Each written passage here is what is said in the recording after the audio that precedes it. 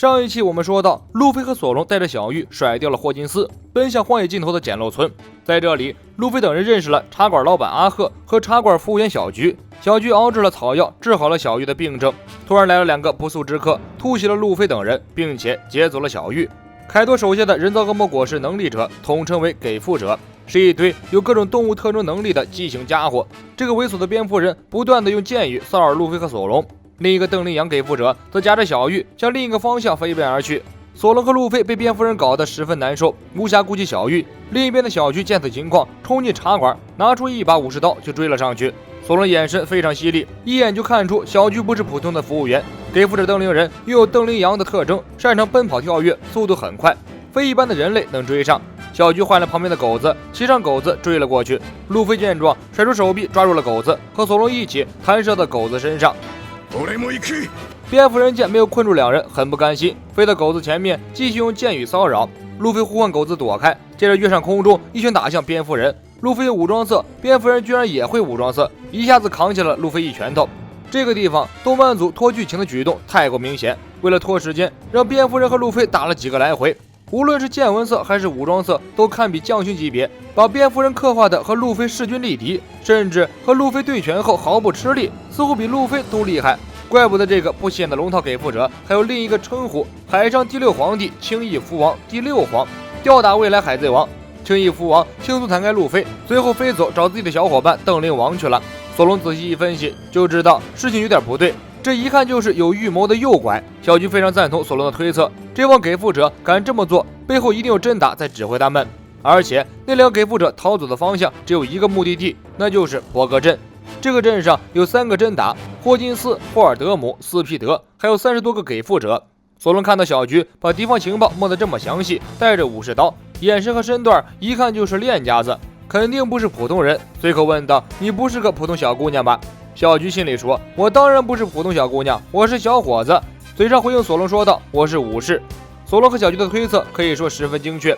邓灵人和蝙蝠人的幕后黑手是伯格镇的真打之一霍尔德姆。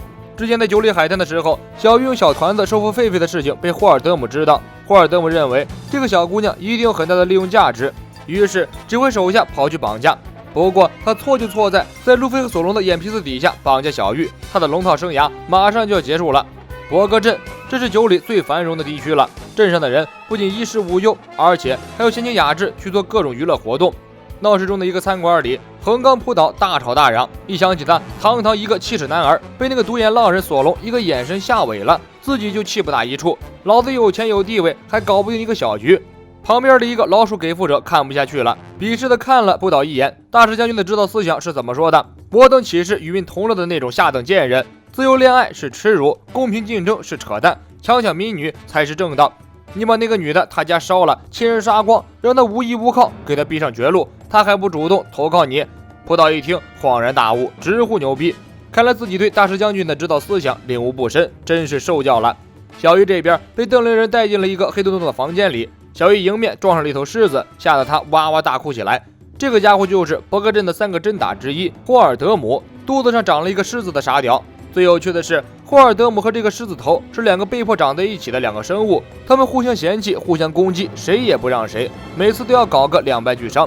水的地方都不说了，霍尔德姆在搞了一大堆无意义拖时间的动作之后，终于进入正题。他逼问小玉用了什么办法让狂躁的狒狒顺服于他。小玉虽然被吓得不轻，但是他的头脑还是很清晰的。他想起师傅飞彻曾经和他说过的话：你的能力会特别吸引敌人，切记不要在他人面前使用能力。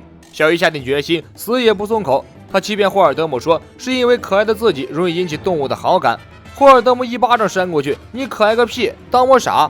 我的属下都看见了，你不就是从脸上扯下了一个小丸子，喂食给了动物？这一定是某种恶魔果实能力，你不让我看，我就偏偏看。霍尔德姆翻出一把老虎钳，对着小玉的脸颊钳了过去。另一边，路飞等人还骑着老狗一路飞奔，眼看这一集都过去了，狗子还没有跑到伯格镇呢，估计是在跑步机上原地奔跑呢吧。小菊警告路飞和索隆，前方伯格镇聚集了许多干部、给付者、海贼，自己可保护不了他们2个。路飞和索隆同时露出了开心的笑容，原来有这么多敌人，又到了刷经验捡金币的时候了，好他妈开心。狗子终于来到了伯格镇镇门口，这里聚集了一大群的海贼，但路飞根本懒得搭理这些连名字都没有的渣渣，命令狗子直接冲过去。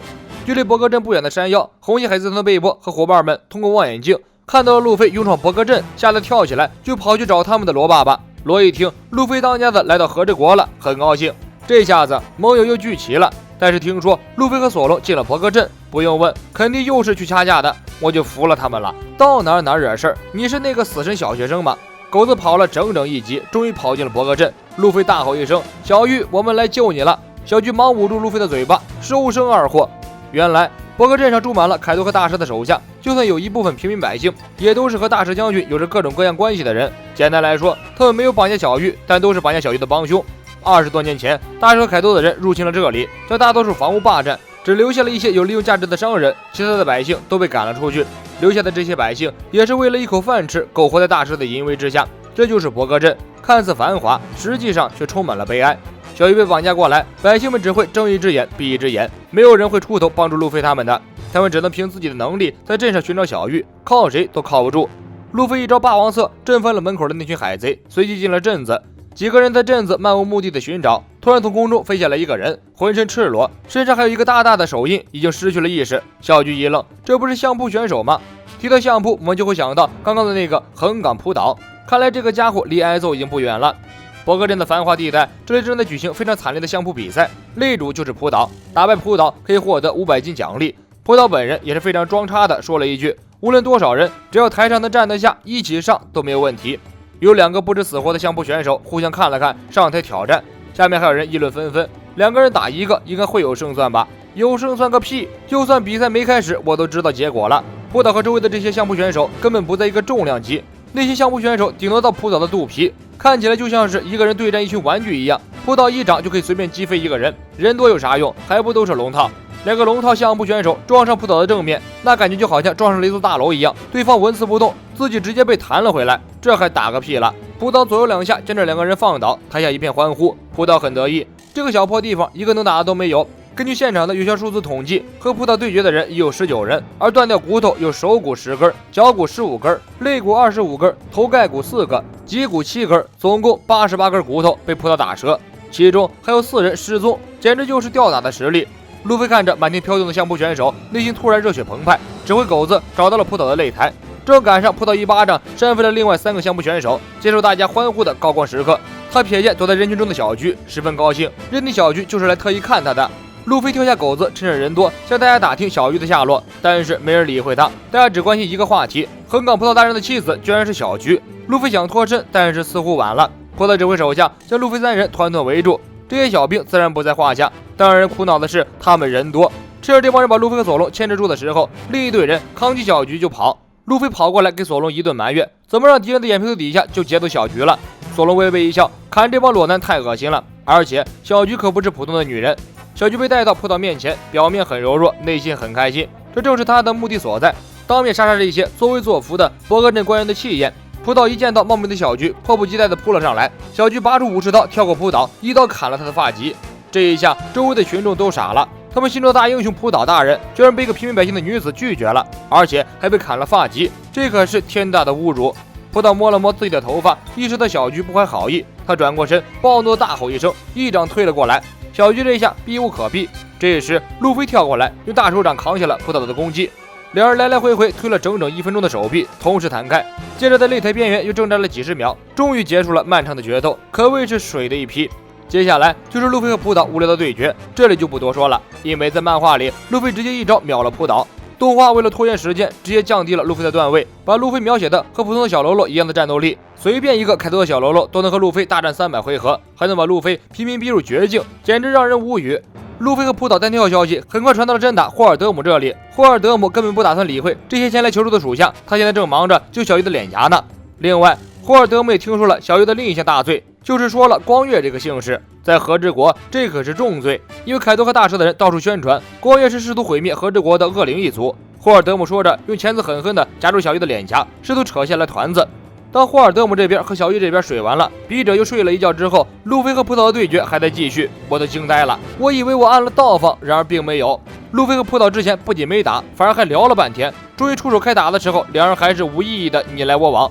眼看这一集快要结束的时候，导演组觉得再拖下去似乎不太好，进度稍微提一点吧，于是安排路飞一掌将和之国的第一横纲扑倒推出了场地。路飞大概使出了5成力左右，将葡萄推得好远好远。胡导就接连撞破了好几个建筑物之后，好巧不巧的撞毁了霍尔德姆的房子，狠狠地砸在了霍尔德姆的身上，救下了小玉。路飞高兴地大声欢呼，这下子引起了所有人的注意。索隆跳上擂台，被群众认出来是通缉令上的杀人犯索隆侍郎。众人一顿尖叫，索隆不爽地回过头，那又怎么样？你们还敢动我？路飞趁着人多大吼一声：“把你们的老大叫出来，我来接小玉了！”